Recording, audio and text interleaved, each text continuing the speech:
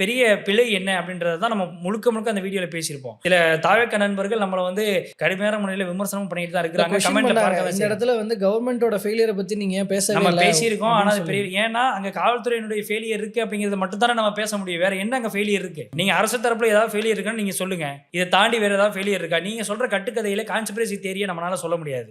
நம்ம இருக்கக்கூடிய ஃபேக்ட் என்ன? ஆக்சுவல் ஃபேக்ட் என்ன? நம்ம ஒரு பல மீடியாக்களை பார்த்து அது மூலமாக நம்ம ஒரு முன்முடிவுக்கு வரதா இருக்கட்டும், அங்க ரிப்போர்ட்டர்ஸ் களத்தில் இருக்கக்கூடியவங்களுடைய விஷயங்களா இருக்கட்டும், இதையெல்லாம் சேகரிச்சு அரசு தரப்புல இருக்கக்கூடிய விஷயங்கள் அவங்க என்ன சொல்றாங்க, அவங்க எந்த பாதுகாப்பு கொடுத்தாங்க, அதில் இருக்கக்கூடிய ஃபெயிலியர் என்ன, இது எல்லாத்தையும் சேர்த்து தான் நம்ம பேசியிருக்கோம். அதிகமாக நீங்க செஞ்ச தப்புக்கு தான் இங்க பிரதானமா நின்றுச்சு இந்த கரூர் விவகாரத்துல.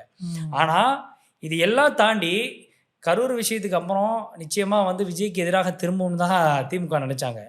ஆனா ஒட்டுமொத்தமாக விஜய்க்கு ஆதரவான ஒரு மனநிலை கிரவுண்ட் லெவல்ல தெரிய ஆரம்பிச்சிருக்கு. இன்னும் அனுதாபம் கூட ஆரம்பிச்சு. இருந்தாலும் ஒரு புதுசா வந்திருக்காரு. அவர் இன்னைக்கு தான் வந்து சினிமாவில இருந்து அரசியலுக்கு வந்திருக்கிறாரு. அப்ப எடுத்த உடனே அவனை கடுமையான முறையில நீங்க வந்து ஒடுக்க நினைக்குது திமுக அப்படிங்கிற ஒரு மனநிலை இன்னைக்கு சாதாரண பாமர மக்கள்கிட்ட எழும்ப ஆரம்பிச்சிருச்சு. நான் சொல்ல இளைஞர்கள் மட்டும் இல்ல, தாய்மார்கள் மத்தியில